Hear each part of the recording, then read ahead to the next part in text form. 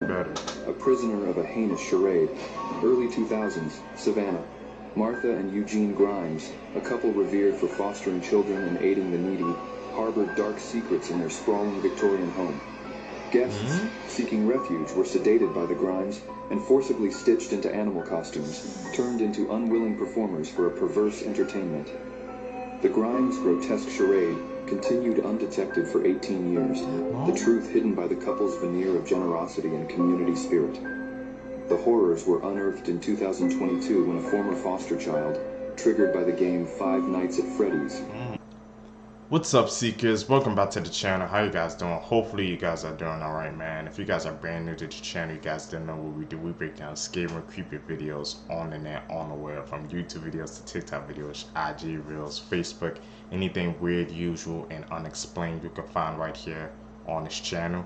Want to thank the Seekers, man, who's been tapping into the channel, subscribing, hitting that like button, and hitting that post notification bell, man. That's how we can grow together as a community, so I greatly appreciate your support. Let's do what we do best, Seekers, man. Let's seek the truth. After watching Quiet on Set, I realized that predators like this will purposely get jobs that involve children. So this is Brian Peck, and he worked with Nickelodeon in the early 2000s, and he was an acting and dialogue coach. Well, it turns out that he was essaying Drake Bell at a very young age. Drake was only 15 years old when this was going on, but he actually didn't tell anyone until he revealed everything in this documentary. Brian was somehow able to manipulate Drake and turn him against his father, and then he took that opportunity to get him alone and do disgusting things to him. But eventually in 2003, Drake spoke up and Brian was arrested and charged with SA. Now, my jaw dropped to the floor when I found out that this 43-year-old man was only sentenced to 16 months in jail. And then it gets even worse. After his release, despite him being registered as a sex offender, he still found work in Hollywood and began working on the set of The Sweet Life of Zack and Cody. Now, shortly after Drake spoke out about what happened to him, he started on set with this new show, Drake and Josh. And what I find crazy is that as kids, we're watching these shows and we're being entertained, but we actually have no idea what's going on behind the scenes. One of the suspects. The dark things about Hollywood, Seekers. Like she said, man, when we were freaking little watching these shows, Drake and Josh, Sweet Life of Zack and Cody, man, R. Cardi, bro, those are the freaking shows. At least for me, man, when we was freaking growing up, man, those are like, yeah, the prime shows, right, that you always watch, and they have such a dark and sinister origins, backstories behind them. You can't even, I don't even look at them the same now, Seekers, when I freaking watch them. Something to keep in mind. In Preston Lord's murder has been released from jail. 16-year-old Preston was assaulted during a Halloween party on October 28, 2023, and passed away 2 days later at the hospital. In December, 7 suspects who were part of a group called the Gilbert Goons were investigated, and in March, they were arrested and charged with the murder of Preston and other charges. Each of the suspects were issued a $1 million bond, and up until this point, they all remained in jail. But now, one of those suspects, 17-year-old Talon Vigil, has been released after posting bond. According to a statement from the Maricopa County Sheriff's Office, Talon Vigil's bond was paid and he was released on Friday with electronic monitoring. This monitoring will continue until he goes to trial. The Sheriff's Office also said that the other 6 defendants remain in custody and have not posted their bail. It's not clear if they expect any of the other suspects to post bail as well, but if they do and they are released, they will also be subject to electronic monitoring. And it's also unclear exactly when a trial will begin. While it could take some time for a trial to begin because they may still be collecting evidence and putting a case together, since the defendants have actually been charged, they have the right to a speedy trial, so it's unlikely that it will take too long. I hate it. 20 years is nothing. It's not enough. In all honesty, I don't think my mother's life is worth 20 years. And I have to learn to live without my mom. I have to graduate next year. I have to go through all life steps without mom. And I really did not have a father. So the fact that you took away my one and only love, you should be ashamed of yourself. Ashamed. My mom would walk in the room and everyone's demeanor would change. She could make you laugh. She could make you cry. She was the funniest person. What she did to my cousin wasn't right. The type of person that she was very loving and caring. She was always there for me. She's never gonna be able to see my little cousin grow up. You have two daughters who have a mom. She's not gonna be able to see her mom anymore. You went on the run, you didn't care, you're a selfish person, you're careless for your actions that you did. 20 years is not enough time. It should have been you instead. See, just the way she ended it out, man. I couldn't even imagine, like, you have to confront the person who did that, who will lie to your secrets, and you have to, like, to sum it up in the last words before you never see him again. I don't think it is. Not enough words. It's like they said 20 years, man. It's not enough for their mom. Like, that's never enough time, man. Much more to be in your life forever for how long she can be, and to find out that a person just took them away from you. Evil world secrets. Added.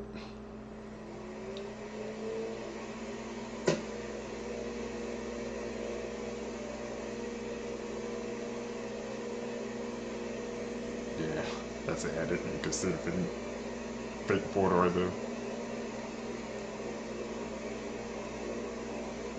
This doctor was caught storing poisoned IV bags because he was angry over potentially losing his job. This all started in August 2022 when a surgical center in Dallas was forced to be closed down after there were a number of unexplained emergencies during patient procedures. One of these emergencies included this healthy 18-year-old who came in for a sinus surgery. Well, he ended up going into cardiac arrest and almost lost his life. All the patients who had the same reaction during a routine procedure survived, except for this woman who also happened to be a doctor. Dr. Melanie Casper became sick one day and was given an IV bag to take home to help her feel better. But minutes after inserting the needle, she suffered a heart attack and passed away. It turns out that these patients were poisoned with a nerve blocker, which was later found in the IV bags. After conducting an investigation, they realized that these IV bags had small holes in them, which showed that they were tampered with. Then, after looking at surveillance footage, Dr. Reynaldo Ortiz was seen storing tainted IV bags, which turned out to be the same bags used on these patients. Prosecutors believe that Dr. Reynaldo was angry that he was going to lose his job over a problem in one of his previous surgeries and think that's why he did this. He now faces up to life in prison if convicted. If you're a Sickness woman problems that on shops at somebody Target, else. you need to watch this video and raise awareness.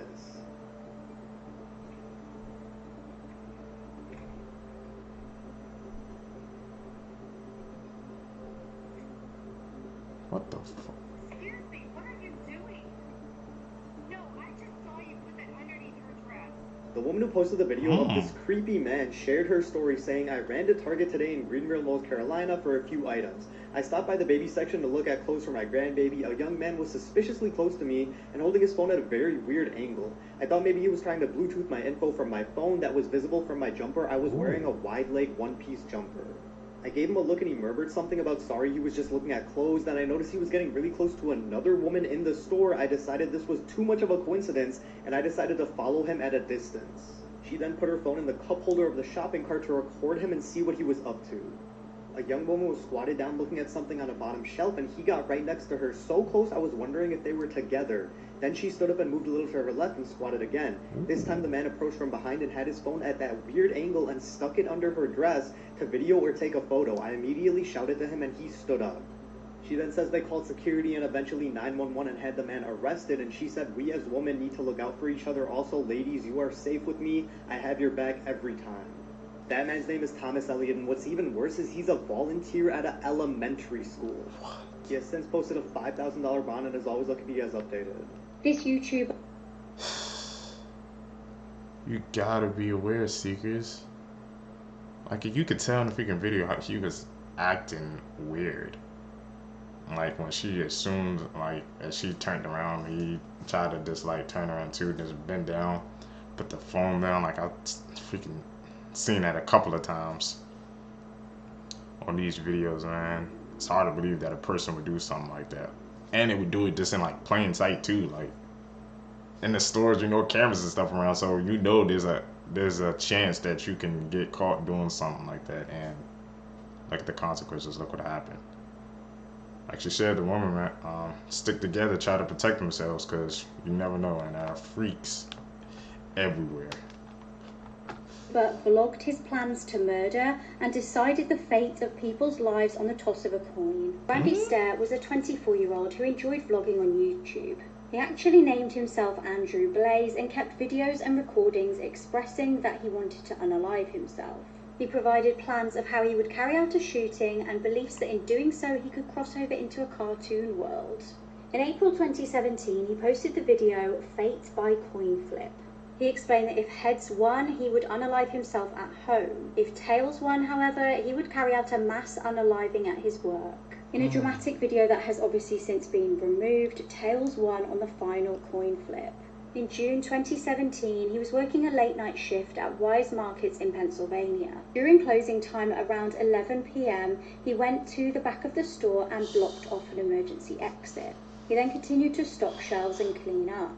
An hour later, he sent links via his Twitter account detailing his murderous plans.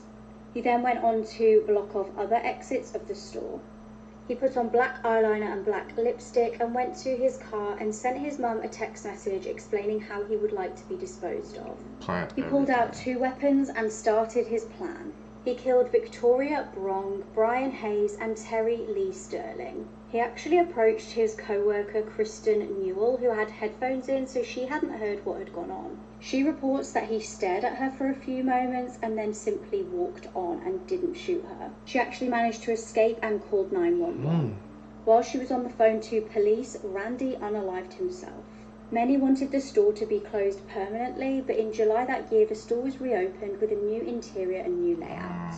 The community knew that Randy would have wanted the store to be shut down permanently, and they didn't want him to win. Tragic event happen like that, yeah, just shut down that store, because you don't even want to be reminded of the actions that took place there, see, because the whole thing planned out, man. That's just a freaking dark and tragic story. Close the store.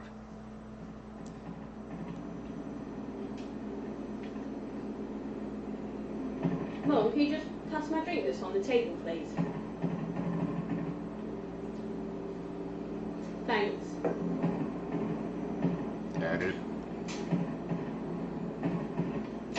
What the? This is a cannibal that used the gay dating app Grindr to find victims so he could eat them. So on Christmas Eve 2019, 25-year-old Kevin Bacon told his roommate that he was going out for the evening to meet up with a man that he had recently been talking to on the dating app Grindr. Now, after 3 days, Kevin failed to come home or contact any of his friends or family, and they started to get worried, and they eventually went to the police to issue a missing persons warrant. Later on the day that he was reported missing, Kevin's car was actually found abandoned in a parking lot, along with all of his clothes and his cell phone. Using his cell phone, police were able to actually access his Grindr account and see that the last person he had messaged on there was a man named Mark Lutunsky. Police were able to track down Mark Lutunsky, and they asked him if they could look around his house for a bit, and he actually happily agreed.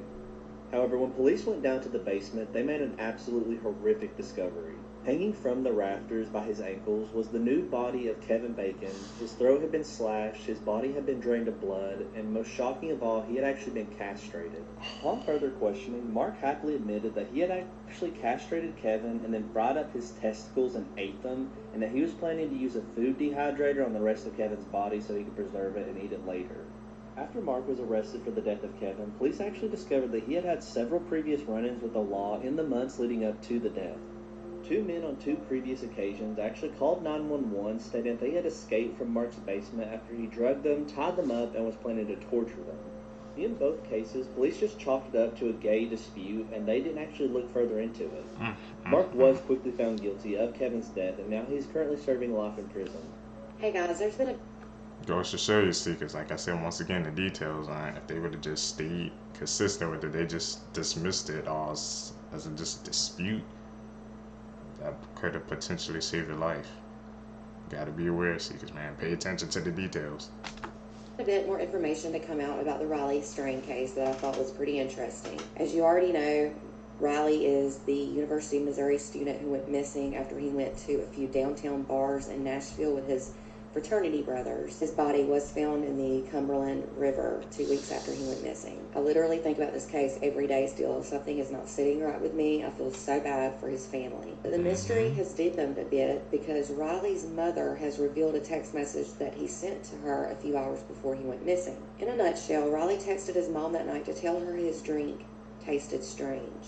His mother, Michelle, stated that Riley had ordered a rum and coke and he told her it didn't taste good. His mother has now shared her fears that the drink might have contained something that it shouldn't have, which could explain Riley's behavior in those videos and why he was acting the way he was before he went missing. I do think we've all suspected this could possibly have happened all along. She said there might have been something in the drink that shouldn't have been and that he stated it tasted like barbecue. I've never had a drink taste like barbecue. That is just odd. And she stated that she replied to him, "That sounds awful." And he said, "Well, it sounds good, but it's not." As you all know, he had been at Luke Bryan's bar, Luke's 32 Bridge Bar. It really sounds to me like he was texting and acting completely normal until he wasn't. And it was like, boom, something was off. Another bit of information I learned was that a renowned forensic expert by the name of Dr. Bill Bass stated that he fully believed that the fact that his pants were ripped off could totally indicate he was murdered. He said he would say somebody took those pants off. He said it is very hard for pants to come off in the water. Again, something just is not right with this case. I've been saying it all along. I hope investigators are looking at all possible leads. I hope they're getting the video footage. I hope they have video footage that just hasn't been released yet. What are y'all thinking about all of this? Let me know in the comments and don't forget to give me a follow. A brand new report outlining what may have actually happened to the men inside the Titan submersible when it imploded has been released, and it is absolutely harrowing. So unless you've been living under a rock, I'm sure you must have heard about the billionaires who paid $250,000 each to go in a dodgy submarine to see the wreck of the Titanic. So it went missing on the 18th of June and likely imploded that same day. Most experts have said that the 5 men wouldn't have known they were in danger at all, as the submarine would have imploded almost instantaneously. However, a recent report by engineer and underwater expert Jose Martin suggests that this was not the case. In his report, he writes that the men would have likely been aware of the impending implosion. In fact, he believes that they would have known their fate anywhere from 48 to 71 seconds before it happened. The report hypothesizes that the submarine was at a depth of 5,500 feet when it malfunctioned, and at that point the vessel would have taken a nosedive towards the seafloor. And as it plummeted, it would have been impossible for the men to operate it. So the next part of the report is quite unnerving to imagine, but we have to remember that this is just a hypothesis. No one can ever actually know for certain what happened to the men inside of the Titan submersible. But Jose believes that as the submarine fell, the men would have crowded on top of one another. He then writes in his report, and I quote, "In that period of time, they," meaning the 5 men, "are realizing everything. And what's more, in complete darkness." After 41 to 71 seconds of falling, the submersible would have imploded, causing instant fatality. It's horrifying to even consider, but we have to remember that this report is merely assumption. Well, I say that, but it is based on theory, so there is some kind of backing to this report. But the 5 men may have had no idea what was happening to them as it did. And I guess for the sake of them and their families, let's hope that was the case. What do you guys think, man? When that case came out, it was everywhere, man. People say it just happened instantaneously, so they didn't know what happened. But now there's a report coming out saying that they might have known that the end was near. What do you guys think, Seekers? Do you guys believe that report? Or like you said, it's kind of iffy, man. That was a freaking tragic case.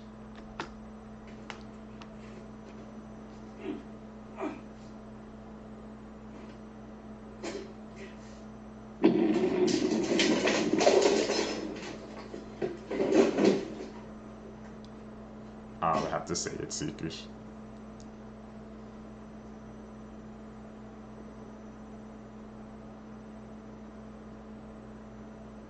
People don't feel safe anymore. Something so simple as going to the mall with your kids is like putting your life in danger. Over the weekend, this 40-year-old man began attacking random people with a knife in a mall in Sydney, Australia. It's clear that the attacker was targeting women because out of the 6 lives that were taken, 5 were women, except for the mall security guard who got in the way, and because of that, his life was also taken. Now, what happened to this specific woman really makes me think about all the mothers. This is 38-year-old Ash Good, and she was at the mall with her 9-month-old daughter when all this happened. Tragically, Ash was one of the victims and her life was taken as she tried to protect her daughter. Her baby was also wounded, but before Ash fell to the ground, she handed over her daughter to a stranger and begged for them to save her daughter's life. 9-month-old Harriet survived, but her mother didn't, and it makes me so sick that this child now has to grow up without her mother over something so senseless as this. The attacker continued to try to hurt people in the mall, but he was confronted by a police officer and they took him out. This is something that's been happening way too often now, and the fact that we have to be on edge when we're at the mall is insane. Thank you so much. It's truth seekers. Like I said, nowadays, man, every time you step out, it's the sad truth, but you're risking your life. Like when you go to the store and you're going out to eat, man,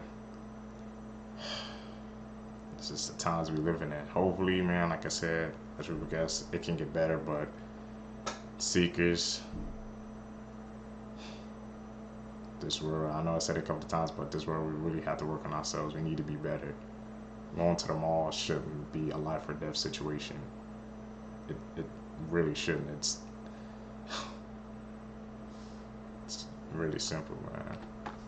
Much for this comment. Confirmed, Thomas Elliott from Greenville, North Carolina, that tried to take a photo of a woman's dress in Target, has been charged with felony secret peeping. He is out on bail, but there's one other update I want to show you. So first thing, that bond, $5,000. I don't feel great about that, but I understand bonds are set by charge, but this is a felony charge, really $5,000. But the other update, a spokesman with Pitt County School confirmed that Elliott was a volunteer at Eastern Elementary School in Greenville and provided the following statement. We are disturbed and deeply concerned by video footage of the individual that has been shared on social media and news outlets, and based on the footage, that individual will not be returning to our campuses as a volunteer or hired as an employee. Prior to being granted access to our campuses, volunteers and visitors are screened through Raptor, a program that determines if individuals are listed in offender databases. If an individual is flagged in Raptor, they are not granted access to our campuses. So essentially, he wasn't flagged before. Surely he will be now with this felony peeping charge. And the last statement is the video footage has been posted to social media, which, yes, it sure has, hasn't it? Let me know your thoughts on him being out on bond and now being fired. I am curious. I have seen some comments that he has also been released from his duties at the church. I hope that is true.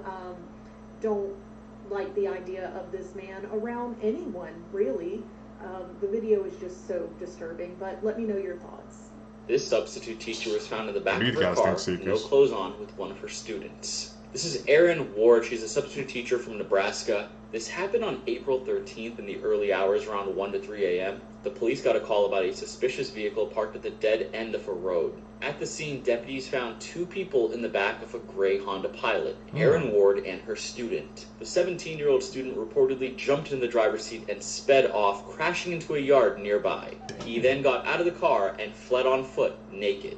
Deputies then got a hold of Erin Ward in the backseat, putting her clothes on. The vehicle was apparently owned by Ward and Ward's husband. Yes, she's married. She then admitted to deputies that she was having an affair with her high school student. Deputies then located the student. He had socks, a shirt, and boxers on. The officers transported the teen to a safe place to receive medical care and be interviewed. They did the same thing with Erin Ward. Erin Ward was then booked into the county jail. The principal of the school then put out a message. This substitute teacher will not be returning to our school for the 2023 to 2024 school year. I mean, duh. Let me know what you guys think about this case in the comment section below. And as always, these videos are for informational purposes only.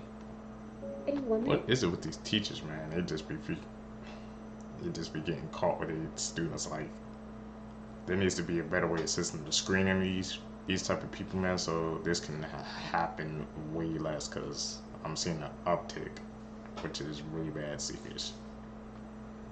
and her boyfriend have been arrested in connection with the murder of her 5-year-old daughter. Welcome back to Primers. Yet again, another kid case. These always make me super uncomfortable. And this poor beauty was so gorgeous. So this was 5-year-old Kingsley Welty, and her mother, Toni McClure, and her boyfriend, Brian Smith, are being accused of locking her in a closet and keeping her covered in waste. Who would do that? And this all went down in Minneapolis when police responded to a report of an unconscious child. According to police, the conditions of Kingsley's living were just completely horrendous and unbelievable. Kingsley was transported to a hospital where she would later pass away, and her mother and her boyfriend were subsequently arrested, and they are being charged with child neglect. Police have found Kingsley with lice all over her face, feces plastered on her hair and feet. Not to mention, she was locked in a closet. And here is Kingsley's waste of space mother and her boyfriend. A relative of Kingsley's is saying that the home was investigated when Kingsley was just 3 weeks old, but the system failed her. This is such an unbelievably tragic case, and my heart goes out to that baby and her family members who loved and adored her. Within this tattered teddy bear is not suffering, but a living, breathing human, a prisoner of a heinous charade. Early 2000s, Savannah. Martha and Eugene Grimes, a couple revered for fostering children and aiding the needy, harbored dark secrets in their sprawling Victorian home. Guests seeking refuge were sedated by the Grimes and forcibly stitched into animal costumes, turned into unwilling performers for a perverse entertainment. The Grimes' grotesque charade continued undetected for 18 years, the truth hidden by the couple's veneer of generosity and community spirit. The horrors were unearthed in 2022 when a former foster child, triggered by the game Five Nights at Freddy's, recalled the trauma, leading to a shocking investigation. As the investigation deepened, authorities uncovered a mass grave on the property's outskirts. Amidst the overgrowth, many victims were found, still grotesquely bound within their costume prisons.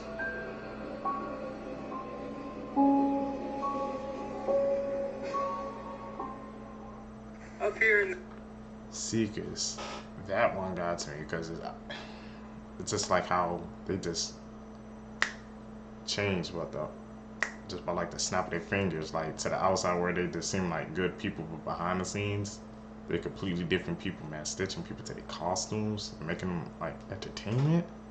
The hell, and they were that long for 18 years, and it took Five Nights at Freddy's, that the video game, to finally unearth the truth. It's scary, Seekers, man, how people can just change just like that. I'm telling you, really don't know somebody until you see them behind the scenes. The mountains north of The man that you just saw in that video was 47-year-old Kenny Veach, and he disappeared hiking in the mountains of Nevada after finding a bizarre cave near Area 51. So Kenny was an avid outdoorsman who posted to his YouTube channel very frequently, but on November 10th, 2014, Kenny vanished. On that day, he set off on a hike, he left his camera equipment at home, and yeah, he totally disappeared. Now, something interesting to add in here is Kenny was basically a survivalist. He had been doing these trips out into the mountains for 20 plus years. He knew how to climb cliffs, he knew how to deal with rattlesnakes, he knew the proper equipment and supplies he'd need to bring on these hikes, and yet he completely vanished. Here's a little map people online created showing where Kenny could have possibly vanished. But it's the words that he spoke in a 2014 YouTube video titled Son of an Area 51 Technician that are bizarre. I'm going to read you this quote from his video that he posted. "That ain't nothing. I'm a long-distance hiker. One time during one of my hikes out by Nellis Air Force Base, I found a hidden cave. The entrance to the cave was shaped like a perfect capital M. I always enter every cave I find, but as I began to enter this particular cave, my whole body began to vibrate. The closer I got to the cave entrance, the worse the vibrating became. Suddenly I became very scared and hightailed it out of there. That was one of the strangest things that ever happened to me." To this day, nobody knows exactly what happened to Kenny Veach. His body has never been recovered, and he's never made another appearance in society. For example, family members and someone who claimed to be Kenny's ex-girlfriend claimed that at the time that he went missing, he was really depressed. He had started to try sell inventions that never took off, and he had allegedly told someone close to him that if he ever took his own life, no one would ever find him. But still, nobody's ever found Kenny. So what do you guys think? I'm going to play a little clip from one of his other videos at the end of this TikTok, but let me know your comments below. And if you want to hear more true crime stories, listen to the podcast Murder in America that I co-host with my wife, Courtney. It's available on all streaming platforms. Lots of little caves. But they're not the kind of cave I'm looking for. The kind of cave I'm looking for is deep, and it's dark, and it's shaped it's shaped just like the letter M. The fact that this man who worked with kids for so many years was good friends with John Wayne Gacy, one of the most disturbing serial killers, is insane. And if you don't already know, John Wayne Gacy was also known as the Killer Clown, but in the 1970s, he arred and murdered over 30 young men and teenage boys, and he actually buried a lot of them under his house. So while John was in prison, him and Brian became pen pals, and Brian actually kept all his letters from John in his nightstand. John also drew this clown painting for Brian, and in the back he wrote, "To Brian, I hope you enjoy the painting. Best wishes, your friend John Wayne Gacy." This was revealed for the first time in the documentary Quiet on Set. I noticed a painting in the room that stuck out to me because it had nothing to do with Planet of the Apes. It was of a birthday clown holding balloons. And Brian got very excited when I asked him about it. He flipped the thing around, and on the back it said, "To Brian, I hope you enjoy the painting. Best wishes, your friend, John Wayne Gacy." It was a self-portrait of a serial killer, John Wayne Gacy. At this point, I'm like 14. I didn't know like the details, but I knew like this guy's a serial killer who like killed a lot of young men and boys. My instinct was like, everyone has to see this. And so like all the parents and the kids come into the room, and then Brian presents the painting again. And Brian actually developed a pen pal relationship with John. He kept like this pile of letters and photos from John Wayne Gacy in his nightstand next to his bed. And he like pulls them out and starts showing them to me. Your instinct is to give someone the benefit of the doubt. If you've known them for that long, even in the face of like this really bad sign. It was one of those like classic failures of group psychology. This man who was like trusted as basically a supervisor of kids is not safe. He should have been if he'd investigated there. He was pen pals with that type of person. That's a red flag. That's like whoop whoop whoop. Going over my head, Seekers. Man. The Hollywood, bro, it's a weird place. You gotta know how to freaking, if you're trying to get into that business, you gotta know how to really move, man. Stay away from people like that. Seekers, that's it, man, for this video for you guys today. Like I said, hopefully you guys enjoyed this. You guys stay with me to the end. If you guys stay with me to the end, you're true seekers seeking the truth. I appreciate you guys. Like I said, I want to get some, like I said, some new gears is coming to the channel soon. So stick with me, guys. Like I said, in order for the seekers to grow, hit that subscribe button, man. Hit that like button. Hit the post notification bell so we can grow the seekers together. Guys, can catch you in the next one, man. I'm out. Peace, seekers. Seekers, welcome back to the channel, man. How you guys doing? Hopefully you guys are doing all right, man. You guys know what we do here on this channel. We break down scary and creepy videos, man, on the net, on the web, from YouTube videos to TikTok videos, IG Reels, Facebook, man. Anything weird, usual, and unexplained you can find right here on this channel. Want to thank the Seekers, man, who's been tapping in to the channel, subscribing, hitting that post notification bell, hitting that like button, man. That's how the Seekers can grow, so I really appreciate the support. Let's do what we do best, Seekers, man. Let's seek the truth. 6-year-old Missouri teacher was charged charged with statutory R after she was caught with one of her 16-year-old students. And it turns out that the victim's father knew this was going on the entire time. This all happened in Lakeway High School, where Haley Carmack worked as a math teacher, and she had only been there for a year until a student contacted the school's resource officer and told them that there was something weird going on between Haley and another student. The witness also said that Haley assaulted the 16-year-old boy in his family's driveway, and that the victim had scratches all over his back from Haley. And allegedly, Haley used other students as lookouts so that other teachers wouldn't come in while she was doing inappropriate things. It's also been said that Haley has been in trouble in the past because she was seen being too close with students. And what's disturbing is that this child's father knew that this was going on the entire time, and he didn't report it because he said that it was gonna happen behind his back, so he might as well let it happen. Haley denied everything, but then police found text messages between her and the student. Haley was arrested and charged, and so was the father of the 16-year-old. Did anyone else? That's crazy, Seekers, man. To know that he knew what was going on, man. He just let it happen, bro. That's the first time I'm hearing something like that, Seekers.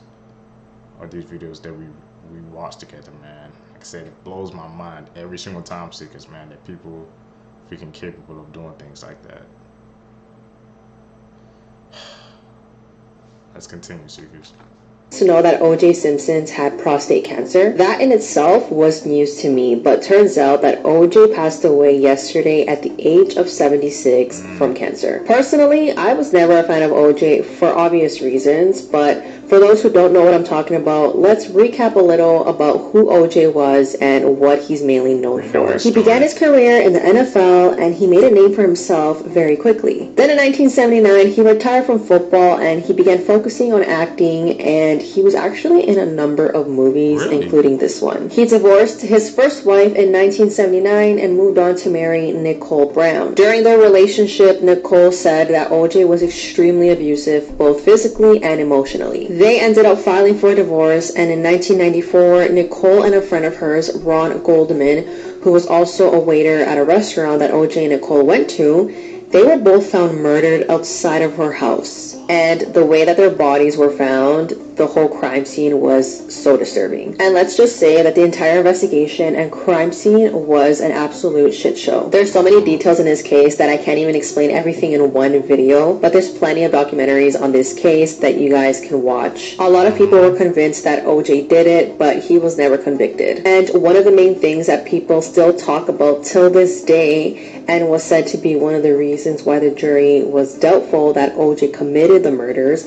was this glove. These gloves that were used in the murder were covered in blood, and it was tried on by O.J. during the trial, and it didn't fit him, which was supposed to prove that he didn't do it. But experts argue that it's possible that the gloves could have still been worn by O.J. during the murders, despite not fitting his hands during the trial. It's a whole thing that even till this day, I'm so interested in this case, not only because it hasn't been solved, but because people are convinced O.J. did it.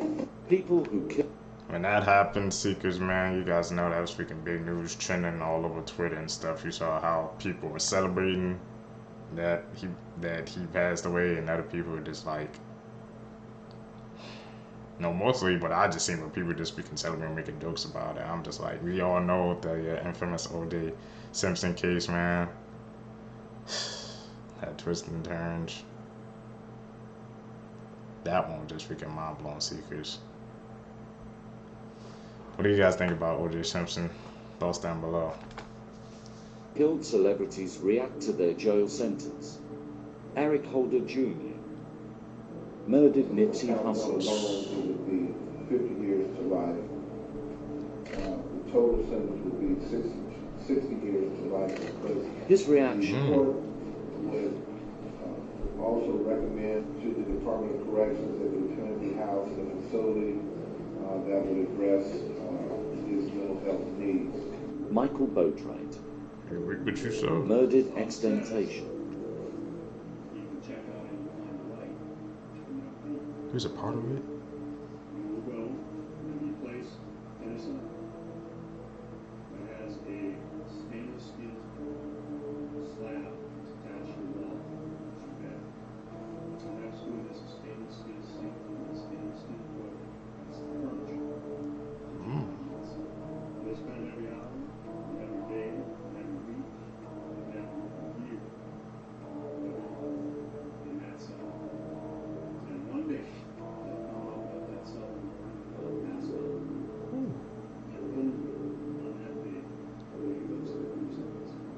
His reaction. He didn't even care. That's what it seems to me, Seekers. That's a clear edit. This surgeon was trying to save one person on the operating table and managed to kill 3 people in the room before he was done. Oh. During the 1800s, Robert Liston was known and renowned as being one of the fastest surgeons alive. Now, given that back then anesthesia did not exist as we know it, this was a very good thing because the patients were always awake for the entire procedure. And on this particular day, Robert was performing a leg amputation, and he was working so quickly and he was in such a hurry that he actually cut off 2 of his assistant's fingers. The assistant and the patient, unfortunately, both ended up dying of gangrene because the saw that Robert was using was not clean. And well, what about the 3rd death, you ask? Well, as it turns out, he was swiping and he was working so quickly that he accidentally swiped one of the other doctor's coats that was in the room, and the doctor thought that he himself had been slashed, even though he wasn't. And he had a heart attack right there, fell to the floor, and died. And thus, an operation that was meant to save 1 life took 3. Seekers, man. That's just an insane events that just happen, like boom, boom, boom. Like the probability of that happening, and it just happened like in succession, like 1, 2, 3. I'm just like, damn. You never know, man. Like I said, one action causes a ripple effect, and it can affect many things, Seekers. One of the most bizarre cases.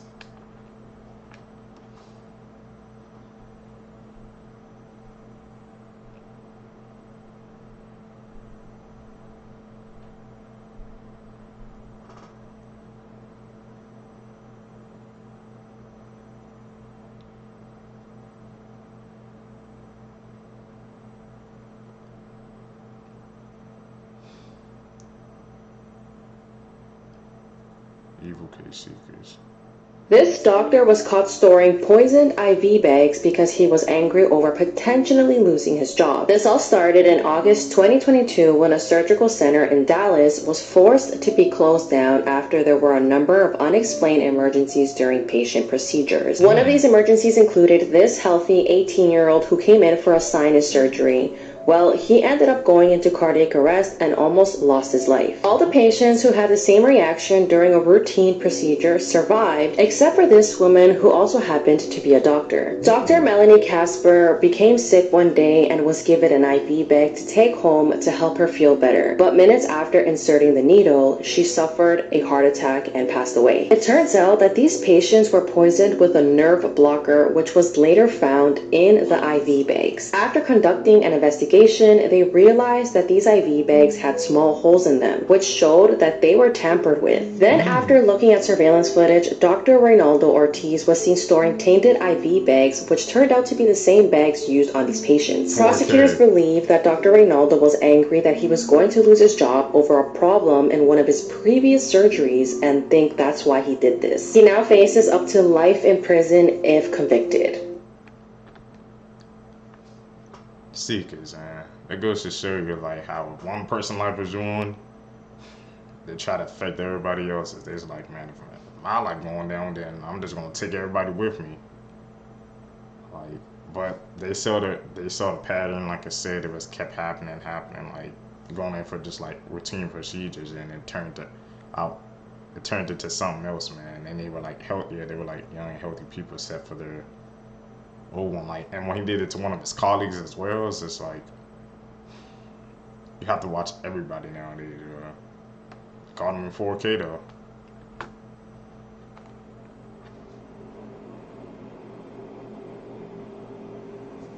You know that's an added secret. This sick 23-year-old woman was pretending to be 14 years old online so she could have sex with teenage boys. Folks, I typically cover horror movies. This is fucking horror. This is real life horror, okay? People are sick. Alyssa was first arrested back in November. In November is when she was first suspected of having sexual relationship with a young boy. But while looking further into the case, detectives realized there were maybe 3 or 4 other victims around the age of 13 and 14 years old. Apparently, Alyssa was communicating to these underage boys on TikTok and Snapchat. And this is honest to God why I probably won't give my boys a cell phone until I feel it's appropriate. At that time, she was living with her parents in November with the first arrest. She was arrested last week for multiple felony charges, including sexual cyber harassment, possession of child pornography. They ordered for Alyssa not to have any electronics access while being in jail currently. Her next court appearance is April 16th. I will keep you guys updated and make sure you follow for all things spooky, because this sure as shit is spooky. And it really has me scared for our kids of this generation. Let me know your thoughts on this case in the comments. This is a sick... She hit it on the head. And that's why she said, man, when it came to, I guess, giving her more use of phone, you gotta wait until it's the right time, because that's why you have to monitor kids' phones these days, because you never know what's going on. It's like, it's so easy to connect with people nowadays. You just truly, it's like, it's impossible to keep watch, but you have to try to do what you can to monitor at all times. In case of the dad who ran over his daughter. In January 2022, Lauren Moult was just 19 years old. She should have been safe in the company of her father, Nigel Moult. However, in an alcohol-fueled rage, he did the unthinkable. Nigel was estranged from his wife and children and had been banned from going to their house or to his ex Karen's workplace. This was apparently due to a string of incidents where he was threatening towards them and also had assaulted his ex Karen. On the 23rd of January 2022, he arrived at the family house. He argued with Lauren and her boyfriend, which actually escalated into him threatening the boyfriend with a crowbar. He then returned to his black Mercedes and began to run over Lauren with the vehicle. He then reversed over her and drove over her again in what was described as a fit of rage. The 19-year-old was effectively crushed to death, and then coldly, Nigel decided to take her body, put it in the passenger seat, and then drive to his ex Karen's work. He had more than twice the legal alcohol limit in his system and was given a life sentence of a minimum of 18 years. Just 18 years, Seekers? What do you guys think? Do you guys agree with that sentence? Tell you, man, that's why you don't drink alcohol, because it can truly change you. It can turn you into a different person, to a completely different person, unrecognizable. That's why, you know, I try to stay away from that stuff, Seekers, because it's just bad to put in your system anyway. 18 years for something like that? I don't agree with that, Seekers. Joshua, what do you have to say for yourself? Do you have any words for the families? ¿Qué tienes que decir? Anything to say? Before that, capital murder, asesinato capital. What about the family, the person you killed? I'm not a murderer. Not a murderer. Let's talk about the woman that was frozen solid and survived. On December 20th in 1980, Jean Hilliard's car got stuck in a ditch and she tried walking to get help. In the morning, she was found nearly frozen solid in a cattle rancher's front porch in negative 22-degree weather. She was so frozen that when they got her to the hospital, the needles couldn't even penetrate through the ice. And her body temperature was so low, it didn't even register on a thermometer. Medical staff all thought she was dead, but they decided let's try to warm her up and see what happens. Gradually warming her up, they eventually got a beat of 12 beats per minute. And this method worked. She actually went on to make a full recovery. But how scary is this? And obviously the picture behind me is fake. It's just for illustrative purposes due to guidelines. But it's estimated she was frozen solid for about 6 hours. I feel like making a full recovery after this is actually like insane. I would have assumed the blood supply to your brain would be kind of non-existent and you go brain dead. I guess in her case, she got extremely lucky, especially for that 6-hour duration. Let me know what you guys think about Jean Hilliard's story in the comment section below. And as always, these videos are for informational purposes only. The frozen lady, Seekers. She was, like you said, she was frozen for 6 hours. That's just nothing short of a miracle, man. Because like you said, you would think everything was shut down because everything was like frozen solid. But she made a full recovery, man. Like I said, they had to warm her up, and she got the 12 beats per second. What do you guys think about that case, Seekers? Another bizarre one.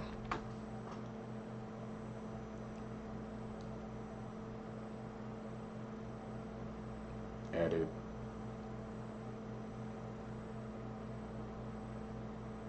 How this 15-year-old girl escaped a terrifying serial killer. 15-year-old Kara Robinson Chamberlain was in the front yard of her friend's home when a seemingly normal man got out of his car and approached her. That man was really 38-year-old serial killer Richard Avanis, who abducted 15-year-old Kara, put her in a storage bin that was in the backseat of his car, brought her to his home where he assaulted her for 18 hours. But Kara, at only 15 years old, started memorizing everything, from the serial number of the storage bin he transported her in, to the kind of cigarette he smoked, even the name of his dentist and doctor that Kara saw on papers that were just laying around the apartment. Once Richard fell asleep, Kara was able to get herself out of the handcuffs that he put her in, remove herself from the leg restraints that he also put her in, and tiptoe out of the front door. Once outside, she ran towards the nearest car, who took her to the police station. Through the many details that Kara remembered, they were able to find Richard's apartment again, but by the time they got there, Richard had already fled. Strangely enough, Richard went to his sister's house and just started confessing everything to her. Before abducting Kara, Richard had abducted, essayed, and unalived at least 3 other young girls, the youngest only 12 years old. Richard's also suspected to be guilty of even more young girls' deaths, but unfortunately we might never know if he is responsible because Richard unalived himself before the police were able to take him into custody. All of this happening while Richard's wife and mother were together at Disneyland. I love sharing these stories of survival. It reminds me a lot of Jimmy Close and J.C. Lee Dugard, which we also covered on this channel. It also reminds me a lot of Elizabeth Smart, which we haven't covered yet. So if you guys would be interested in seeing the case of Elizabeth Smart and how she saved herself from a really scary dude, let me know in the comments. What are some of the... It's all in the details, seekers. I said that a couple of times, man. You always have to pay attention, man. The details is something, man. It can save your life. Like, you may think it's small and minute, but those small things, it can lead to something bigger if you put the pieces together, seekers. To survive. Strangest ways that police have tried to catch a killer. Well, in 1860, the body of 3-year-old Seville Kent was found at the bottom of an outhouse. But there was something very strange found next to his body. There was a woman's bra. So police decided that they were going to make all of the women that lived inside the Kent estate try on the bra and then convict the woman who it fit best. And even stranger than that was who fit into the bra. It was the boy's nanny. The whole story is full of so many twists and turns and juicy gossip that I had to cover the whole thing on the podcast this week. It's maybe the only time a woman's gone on trial for the fit of a bra. The fit of a bra, seekers. Let me tell you the legend of the Candy Lady. And I suggest you listen to this story with the lights on. In the early 1900s, in the tiny town of Terrell, Texas, parents used to warn their children about the Candy Lady. The story goes, she would leave candy on the windowsills of children, lure them out with notes and the promise of more candy. The children would follow, go, and never be seen again. Stories of the Candy Lady began to circulate as children in the area began disappearing left and right.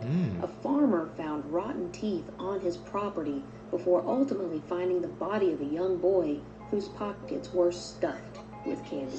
Older children in that same town confessed to adults saying that they had found candy on their own windowsills with notes saying, "Come outside for more after your parents go to bed." During the height of these disappearances, an officer took it on himself to investigate and try to get to the bottom of this, and he himself went missing and was later found dead. His eyeballs had been stabbed with forks and his pockets had been stuffed with candy. Many people believe that the Candy Lady was a woman named Clara Kane. And it was said that Clara and her husband lost a beautiful 5-year-old daughter in a tragic farming accident. And the legend goes that Clara was driven to madness with grief, and she blamed her husband for the accident, and ultimately killed her husband, and began snatching children in the town. And to this day, the legend of the Candy Lady is believed by some to be nothing more than a story that parents use to keep children safe and afraid of strangers. Others believe it to be a true story of heartbreak and heinous crime by a bereaved mother. Seekers, what do you guys believe about that story? Is that facts or is it fiction? Is it just a scary story they told to keep the kids in line? Or was there actually something more to that story? There was like a a dark and sinister case behind it. We're going to have to dive into that one, Seekers, or if you guys want to, tell me the story down below. I'm open to it, man. That's how we communicate in the comments. Breaking news, they've arrested 4 individuals in connection to the missing Oklahoma moms. Though authorities have been tight-lipped since the 2 have disappeared, they have now released new details. They said the moms were believed to have been SHOT with pools of BLOOD left on the ground next to their empty vehicle. As you may remember, their vehicle was found about 1,000 feet off of Oklahoma's Highway 95. A convoy of 20 police vehicles, including SWAT trucks, were seen going to the grandmother's home yesterday. They said the home is located on the Oklahoma Panhandle. Texas County Sheriff's officials confirmed that the 54-year-old grandmother and her boyfriend were both arrested. Shortly after, they confirmed they had a total of 4 individuals in custody. Authorities believe this is all stemming from a nasty divorce and custody battle. The woman in which Veronica was traveling with is said to be more of an acquaintance than a friend. The pastor's wife is said to supervise Butler's visitations with her children. Just before setting out on this trip to pick up her children, she filed a petition in court that would give her more time with her children and full custody. Within those filings, it claims that Veronica Butler and the grandmother of the children were not getting along due to the nasty battle. Veronica Butler has weekly court-mandated visits with her children on Saturdays. The preacher's wife, who was accompanying her, was listed as one of the supervisors on those visitations. Here is the official release statement by authorities. Law enforcement is still currently working to locate the 2 victims. For full details on this case and to stay up to date, make sure you click the playlist below. I'll keep you guys updated. What do you think? Drop in the comments. Speakers, the trending cases we be seeing, man, like when it comes to the custody battles, stuff like that, it turns into a freaking dark and sinister case because they just trying to get the kids, and it always turns into a battle who can just hurt each other the most. I never understood that, Seekers.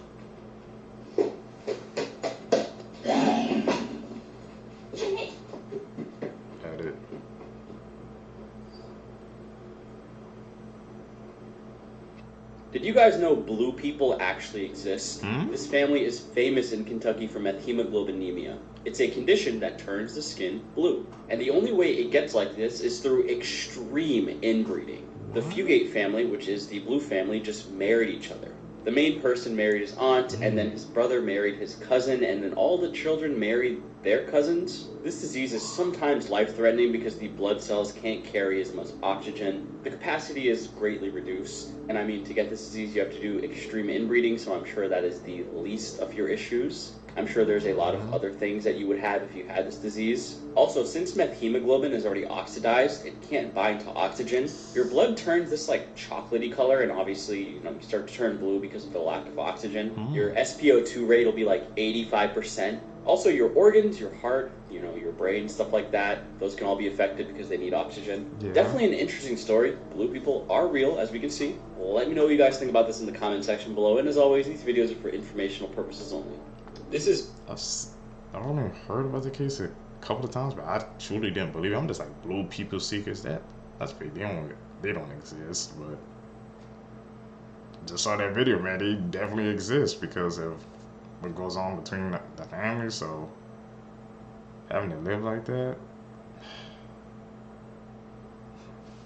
these cases be blowing my mind, Seekers. Nusha of Kami, let's talk about the crimes that she committed. On December 10th, 2023, she ordered an Uber from her hotel to the Austin Bergstrom International Airport. Now, during the ride, she got frustrated with the Uber driver, saying that this was taking so long to get there. She then grabbed the Uber driver's phone and threw it out the window. He then stopped the car, got out to go retrieve his phone, and then she stole the car. The Uber driver was then left stranded and then alerted the Austin Police Department at the airport. On top of all this, she used the Uber driver's credit card to rack up a $120 bill at the airport store. The officers luckily arrested her before she could board her flight, and the Uber driver's Chevy Cruze was found and returned to him. When questioned, she was kind of unbothered, and she just made the Uber driver aware that he was going too slow and she would just take the car. She was then held at the Travis County Jail before posting a $10,000 bond. But that is wild, the fact that she just threw this guy's phone out the window and stole the car. And obviously she didn't really care. She's kind of unbothered in her mugshot. Let me know what you guys think about Nusha of Kami in the comments section below. And as always, these videos are for informational purposes only. Crazy I was case, scrolling Seekers. through Twitter, and I saw a picture of this man, and they said that he went to prison because he got picked on because of his haircut. And I didn't believe it. So I typed his name into Google. And sure enough, he did go to prison because he got picked on for his haircut. And he wanted to have his barber in his music video, and his barber declined. So 22-year-old Kadarius Pride shot his barber 3 times in his barber's home in front of his barber's mom. Then he turned a gun on his barber's mom and said, "What did you see?" She said, "I didn't see nothing." He said, "Are you going to tell?" She said, "No." So he let her live. But then he just turned himself in, because being on the run from the cops, it takes a tremendous amount of strength. It takes strength that normal people just don't have. You got to somehow be able to make money without getting a job. You got to somehow be able to live without a cell phone, live without social media, live without being on the grid, basically. He couldn't do that, so he turned himself in ASAP. And the mother who said she wouldn't tell, yep, she told. But she didn't deserve to see her son shot 3 times in front of her by one of his clients because he didn't want to be in a music video. But Twitter's saying he shot his barber because he was getting made fun of for his haircut. I want you to look at this man's haircut. Is this something that you would make fun of? Because if it's true that he was made fun of for his haircut and it cost another man his life, then that's a shame. Memphis, Tennessee, your life is worth the jokes that are made at one of your clients' expense, if this is true. But what do you guys think? Do you think that this man deserved to go to prison after shooting his barber 3 times in front of his mother and then threatening his mother for not wanting to be in his music video? Let me know how you feel. Seekers, how do you guys feel about that case, man? Like I said, over a haircut, somebody did not have to lose their life over a haircut. And people on Twitter said because people were making fun of his haircut, man. It's like everybody has a different style, so I wouldn't make fun of it. I'm not the type of person, Seekers, to make fun of anybody. And that's just not me. I don't get that. Making fun of somebody is just like, everybody's different. But to hear that he did that, man, just because his barber didn't want to be in the music video, he was going to be on the run, man, but he turned himself in. Did that from his mom, too. Like, she had to live through that for the rest of her life. Crazy. 77-year-old man went to war with a Mexican cartel. Alezo Garzo Tamez had spent his entire life building and working at his ranch, and one day the cartel wanted to claim it as their own property. In the AM hours of November 13th, 2010, 77-year-old Don Alejo was startled by a convoy of trucks approaching his property. This wasn't someone trying to do honest business. It was the Los Zetas cartel. The truck stopped, and out came heavily armed cartel members. One of the members approached Alejo and demanded that he handed over the ranch and informed him it would now be property of Los Zetas. They then gave him an ultimatum: leave within 24 hours, and if you're still here when we return, we will kill you. Don Alejo then took a moment and replied, "I'll be waiting. I'll see you in the morning." When they left, they definitely thought Alejo was bluffing. What would a 77-year-old man do to around 20 combat-aged men? Don Alejo couldn't go to the police either, as many of them were compromised by the cartels. So he chose to protect what he built his entire life. When his workers arrived to work that day, he told them to go home early and enjoy the long weekend with their families, not giving away that anything was wrong. Once all of his workers left, Don Alejo prepared for war, and he would be just a one-man army. He went to his basement where he kept all of his rifles, and he then strategically placed them all in the doorways and windows of his house, with plenty of ammunition prepared. He also boarded up all the doors and windows. He then called his wife, knowing more than likely this is the last time he will ever speak to her. Nighttime then came, and he was waiting for the attack, but as the hours ticked by, nothing happened. However, around 4 a.m., Alejo heard the hum and roar of multiple truck engines outside his property. The Zetas had arrived and circled the ranch in formation. They were honking their horns, flashing their lights, and firing gunshots up in the air. At first, nothing happened, and the cartel assumed the old man just left his farm. However, the sound of a gunshot filled the night sky, and it wasn't from one of them. This then set the cartel into panic mode, and a battle then ensued. Alejo boarded up the windows, leaving gaps he can shoot through, and he went window to window taking shots at the Zetas. And due to the darkness, the Zetas couldn't figure out what window Alejo was shooting from, and they then blindly sprayed their guns at the property. During the gunfight, Alejo's marksmanship would come in handy. Oh, he was a dropped cartel member after cartel member. He had killed 4 of them, resulting in the cartel convoy retreating into the darkness. Alejo maintained his position, waiting for them to return. The cartel was flustered and knew they couldn't go back to their boss empty-handed, defeated by a 77-year-old man.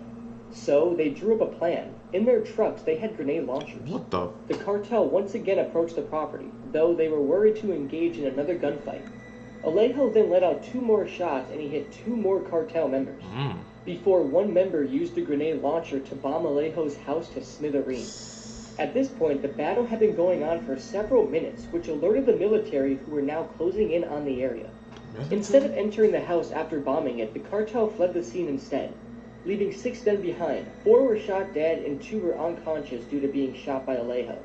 The military then arrived at the scene and they found the bodies of the Zeta members.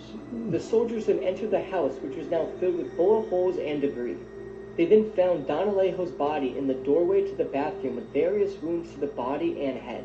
After being hit by multiple pieces of shrapnel and being shot, it's believed Alejo dragged himself to the bathroom to have one final showdown with the cartel before he passed away. This 77-year-old man went toe-to-toe with at least 20 heavily armed cartel members with only using old hunting rifles. Don Alejo was a man of honesty and principle and hard work. The story of Don Alejo is a tragic tale, yet a tale of inspiration. He's still on business. He protected what was his, man, up until the very end, Seekers, man. That's rare. Not a lot of people would do that, man. The cartel came, they would just been like, you got it, I'm out. But he decided to fight for what he believed in. He said that is an inspiring story, Seekers. Whew. Guys, if you made it with me to the end of the video, you're a true seeker seeking the truth. I really appreciate the support, man. Like I said, some things I come in Seekers, man. Hopefully, man, like I said, I'm always trying to upgrade the quality for you guys, man. There's some things I made a list of things I want to get. And tell me down below, man. Like I said, I'm always open to any criticism and feedback, anything to make the channel better.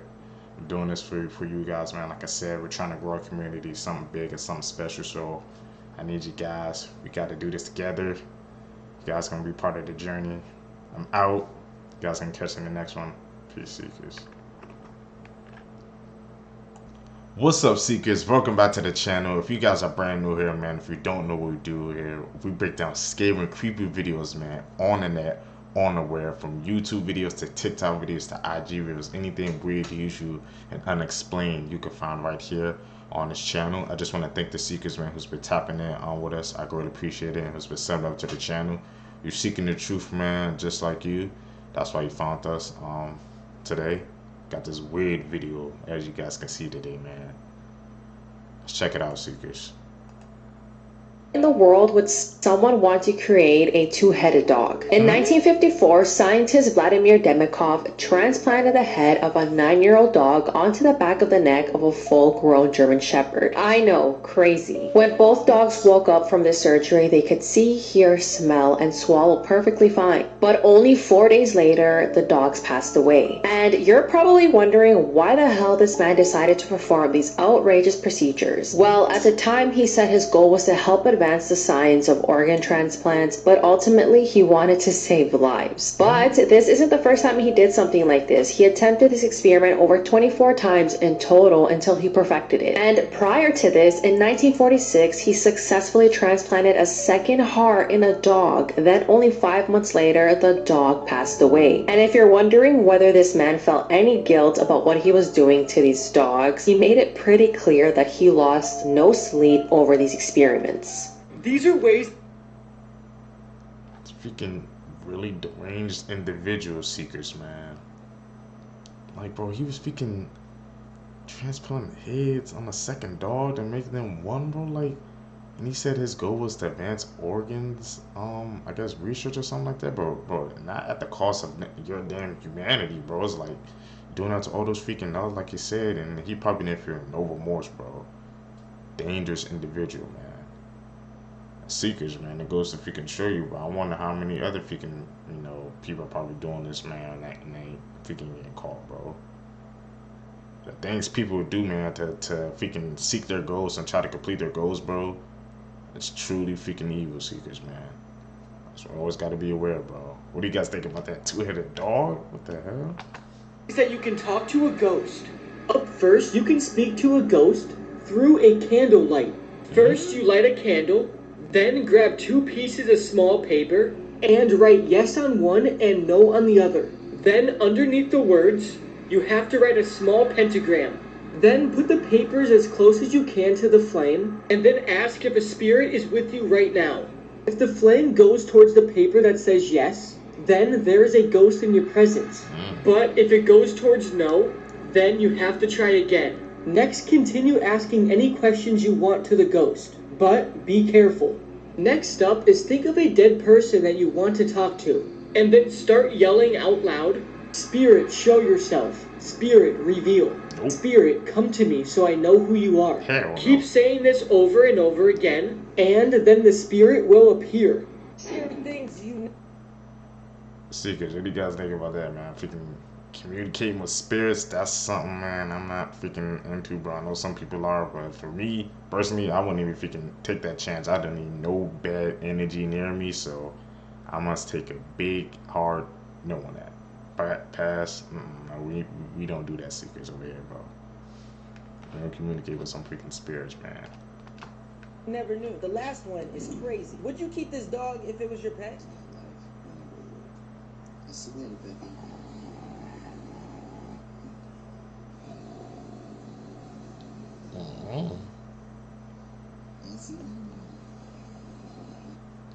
Would you rather spend one night in this bathroom or kiss the second person who appears when you click share and then more? This man found something scary in his refrigerator. Okay, so I just saw something moving in my refrigerator that shouldn't be. Hold on, nervous. So it's moving right there. I seen that.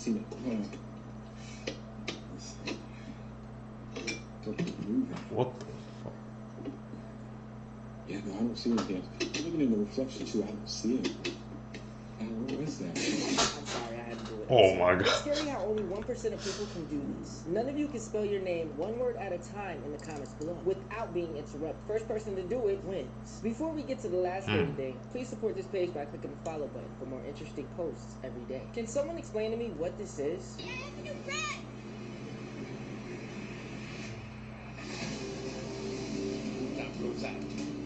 Sometimes super story the Children Chase is a story which even the most depraved horror writer would struggle to create. Over the course of 4 weeks spanned across 1977 and 1978, Richard Chase took the lives of 6 innocent victims in Sacramento, California. His murders gradually progressed in violence, beginning with drive-by shootings and culminated in acts of cannibalism. As I was looking through these pictures and looking at the after photos, first of all, I feel so bad for these patients or these clients. But I was like, oh my gosh, it reminds me of something and I just can't pinpoint it. And I finally realized what it reminded me of. They reminded me of that lady who was preserved by that scientist that was obsessed with her. Like, don't they look similar? It's very eerie, very scary. I don't know. I see the resemblance. Let me know if you do. It's been 29. I saw, man, the way, I don't know what freaking type of, cosmetic surgery they was doing, but yeah, they were looking like some freaking dolls, bro. They before and after pictures, man, were pretty shocking. I don't know, like I said, why do some freaking people go through that, man? I don't think they just need some changes or something, bro, but to me, it's just not worth it, because once you freaking change your face or something, bro, you can never go back. Damn, but they really look like doll seekers. That's crazy to think about, man. 9 years since 23-year-old Selena Quintanilla's life was tragically taken. Her murderer, Yolanda Saldivar, is speaking out in a new docuseries and people are not too happy. Yolanda was only 33 years old when she was put in prison for taking Selena's life. But now that her parole is coming up next year in March, the announcement of this new docuseries has left a bad taste in a lot of people's mouth. Some people think that this is some sort of tactic for her to be released from prison early. And people just don't want anything to do with this documentary because of past interviews with Yolanda and her lack of remorse. An interviewer who sat down with Selena multiple times and has had the chance to speak to Yolanda after Selena's death says that Yolanda is one of the most dishonest and deceitful persons he's ever known, and felt that she will spew a bunch of gibberish and nonsense and lies to try and justify her actions. So what exactly does Yolanda have to say at this point? I feel like even though people don't want to watch the docuseries, everyone is also very curious to see what she has to say. Man, if you guys, I guess, just don't want to support it, man, if you don't want it to, I guess, hit that freaking spread all over the place, man, just don't watch it so the numbers won't be freaking so big that it expands all over the place, man. That's something with people, man, is like, just don't pay them no attention. But if you don't pay them no attention, you can't give them no power seekers. So, but to hear like how she kind of had that plan, like when her freaking pros coming up, that means, man, she has probably been doing this for a minute, bro. That's something that's like rubbing me the wrong way. Like, what? Seekers. That's just weird, bro. If you had any remorse, like, why would you come out and just try to say that? You just have to take accountability.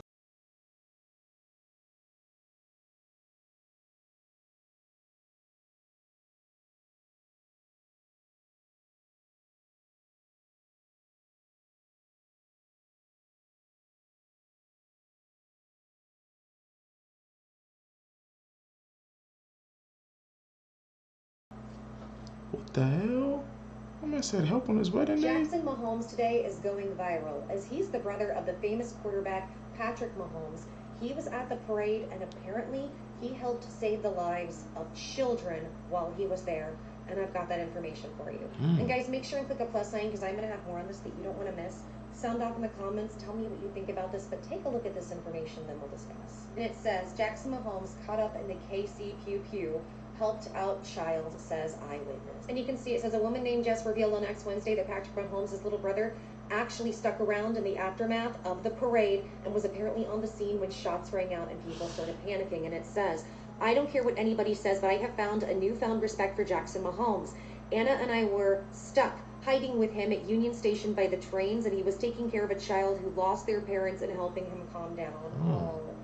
I love seeing this in part because I love seeing the people of Kansas City, no matter who you are, everybody came together and helped, but especially with him. He's had a lot of public controversy, including issues of people saying that he has SA'd, doing different things in public that look unseemly, and he doesn't have the best reputation. However, I do think we need to give credit where it's due, and if this young man is stepping up and he's helping save the lives of children, I'm all for it and he should be applauded. Thank you, Jackson Mahomes. Tell me your guys' thoughts. Sound off in the comments and click the plus sign. I've got more coming. Shoot, I'll follow for myself.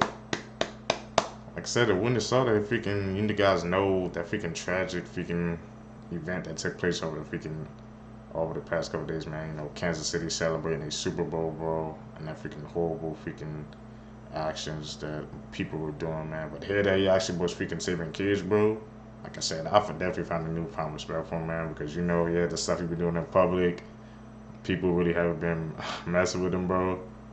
Even as I think Patrick Mahomes' wife, man, there was a video of them like in a club or something like that, and she just like completely ignored him, bro. But hey, man, he's a freaking hero, bro. He saved some kids, bro.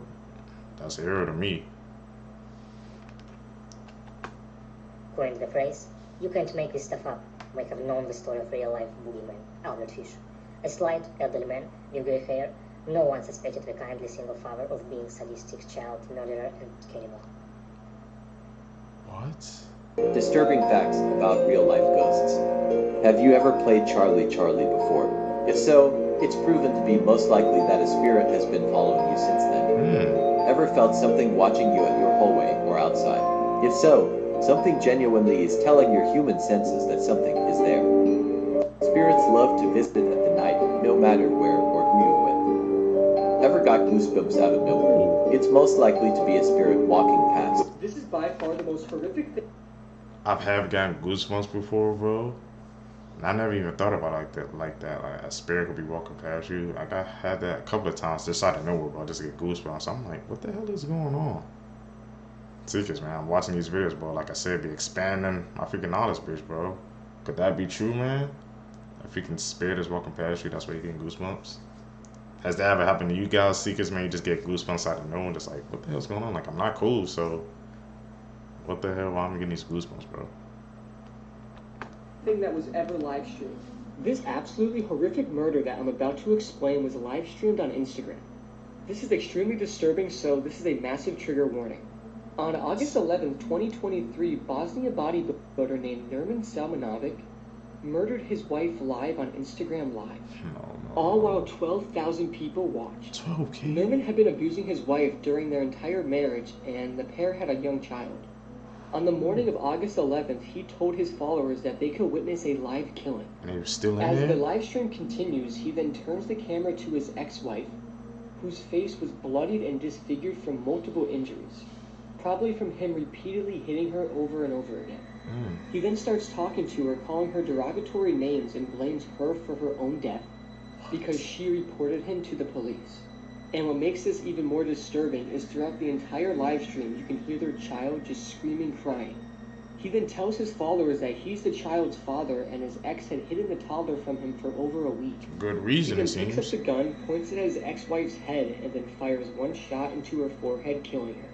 It's absolutely horrifying, and I don't recommend looking for it. After doing this, he then tells his followers on Instagram to come and save the child. A police chase then began, and Nermin went on a shooting rampage. He continued to film and tells his viewers that he killed 2 other people, who actually turned out to be an innocent man and his young son. He ended up taking his own life on that same day. This is a case when after you get done researching it, you just don't feel right. This is very sad and very disturbing. Whatever you do, don't go looking for the live stream because it's honestly something you just don't want to see. This story... I won't, man. That's like a freaking bone-chilling case, bro. But I think the part that gets to me is when he said that you could witness this live and people were still in the room. That's when people should have freaking exited, bro. There shouldn't have been that many freaking people in the room. They said 12,000 people was in there. So they were expecting to see that, bro. They was like, what the hell? Just freaking turning off. I don't need that freaking in my mind, Seekers, man. Boggling, like, bro. And this senseless thing gonna take those other freaking people's lives, man. What we going through these people? Say, man, when they be doing this truly evil thing, Seekers. I don't get it. It's a bone-chilling case, man. Bone-chilling. Is going to infuriate a lot of you. Maria Childers was a daycare worker at Explorer Learning Academy in Kentucky when she SA'd a baby girl. Maria is a transgender woman and was arrested on February 2023 after touching a baby girl inappropriately and making disgusting comments to her co-workers as she changed her diaper. This co-worker who witnessed everything reported the incident to the daycare and then to police. But guys, what Maria did is so disgusting. I can't even repeat it, so I'll leave it on the screen somewhere here for you guys to read it yourself. When Maria was brought in for questioning, she first denied ever changing the child's diaper, but when they presented all the evidence, she admitted it. She was arrested and charged, but here's the thing, her lawyer asked the court to reduce her bond because she needed access to estrogen, which the jail did not have. And then after negotiating with the court, Maria's bond was reduced from $100,000 to $5,000. Maria's felony SA charge was downgraded to a misdemeanor, and all the other abuse charges were also dropped. And this is when my jaw literally dropped because Maria actually may not be serving any prison time either, or receive a criminal record if she obeys the court's conditions for 6 months. Yeah, I don't know what to say. I'm speechless. I'm telling you, man, this freaking case is leaving me speechless too, bro. It's like, how these people, bro, they can freaking like just get away with their freaking actions, man, trying to manipulate the system, bro. He did that horrific act, man, and it just like that freaking, the punishment just kept getting decreased. I'm like, bro, what the hell is going on? Like, I know what that person did, right? And y'all just stepping like, oh no, we're gonna decrease. It just goes to show you, bro. Freaking how justice is sometimes, bro. Sometimes it works and sometimes it doesn't, man. It's never 100%, bro. I feel like that's something we need to work on as a whole, Seekers. What do you guys think, man? That's just freaking truly, like she said, a speechless case.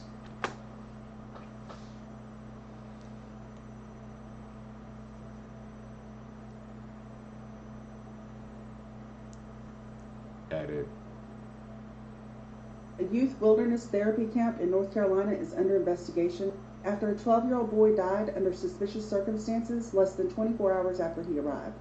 The boy was discovered dead last week at Trails, Carolina in Transylvania County.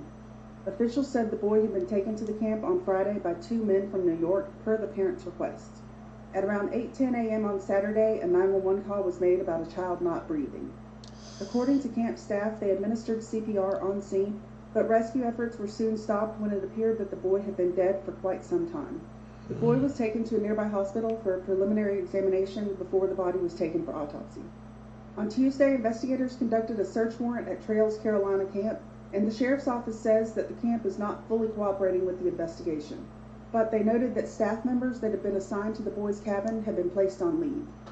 Trails, Carolina camp is billed as an adventure wilderness program for students aged 10 to 17, and they have been issued a statement of deficiency 5 times by the North Carolina Department of Health and Human Services since 2019. Oh no, a spokesperson for the camp said, "We are shattered by the tragic loss of a young life, and our deepest sympathies are with the students' family and loved ones. Our priority is to acknowledge and respect the unfathomable impact on their lives and maintain the integrity of the investigation into the cause. We are cooperating fully with investigators and have retained outside professionals to assist us in conducting our internal investigation." A poodle falls out of a window. Nah, man.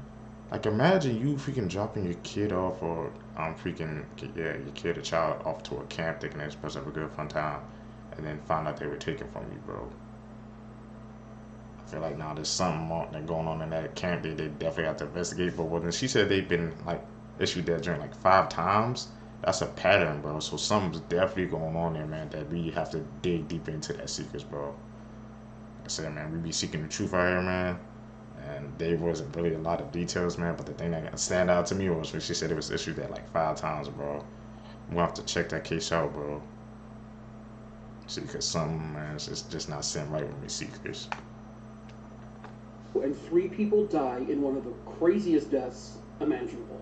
Viewer discretion is advised. What? This story occurred in Buenos Aires, Argentina in 1988. This story feels like something that was pulled directly from a Final Destination movie. The absolutely insane events happened here at this building. It starts 13 stories up when a poodle, who I guess is on the balcony, and he's living in the apartment of the Montoya family, something happens and the poodle falls off the balcony. And it falls, all 13 stories. A 75-year-old woman named Marta Espina was at the bottom of the building at the worst possible moment. The poodle collides with her, killing both her and the poodle on impact. Damn. Wild enough story as it is, but it's not done. Immediately as this incident occurred, there were onlookers. One of those onlookers was 46-year-old Ida Sola. All of her attention was focused on this wild event that just occurred in front of her eyes, when all of a sudden a bus comes flying down the road, colliding directly with Ida Sola, killing her on impact. She was so fixated on this event that she was not paying attention to where she was walking. And it's still not done. A third individual, a man whose name is unknown, he witnessed both the incident with the poodle and the incident with the woman being struck by the bus. He was an older man, and it said that the shock of witnessing both events caused him to, well, collapse. And this is because he suffered a heart attack. And you have to backtrack to how on earth did this poor dog fall off of a balcony that high up? Apparently there had been some recent repairs done on the balcony, but I guess the repairs weren't good enough. 3 people, 1 poodle. I don't know if it gets any more strange than that. Alright, so that is truly one of the most freaking strangest stories, bro, I've heard so freaking far, bro. It goes to show you, man, just like how a freaking like one thing, bro, it could set up like a chain of events that would change everybody's life, man, forever, bro. Somebody then, I guess we can do their job, man, and with the gate up there with the freaking dog. It's not a film, man, and just like ripple effect after ripple effect after ripple effect, bro. Like 3 people, 1 poodle. You make it sound like, bro, you wouldn't even believe that story, man. You wouldn't even think that's a freaking real story that actually happened, bro. Seekers, what do you guys think about that one, man? So I have another update for you guys. This is one of the fans that actually stopped the pew-pewer, and he posted this himself on Twitter. This one is a picture of the suspect that he tackled down and held until the police got there. And I'm not sure if I'm allowed to show this on TikTok or not, but there is a pew-pew right behind my head. If you guys want to go to his TikTok and see that. I'm not 100% sure if this is what the suspect had, or if this was something that the police had. And if this is something that the suspect had, I just want to give a huge shout out to this man for stopping him, because this could have been way worse than it already is. As of right now, there are 22 people with GSWs, and 9 of those are children. They're still getting counts right now. Still trying to figure out exactly what happened, but I'm starting to think that this was something this man had planned out, possibly other people as well. That man was a freaking hero, bro, man. Like, to freaking see that freaking video of him, bro. Well, he reposted it, man. He freaking tackled him, bro. Like, not a lot of freaking people would do that, bro. That's true bravery right there, man. And he probably stopped it from being, like she said, even worse, bro. It's like, man, I was like, after the freaking Chiefs won the Super Bowl, bro, they just gonna freaking target that place because they know that's where most people were gonna be gathering, and then so they can freaking try to do that horrific act, bro. Need more people like him, man. That's freaking hero moves, Seekers. Not a lot of people would do that, bro.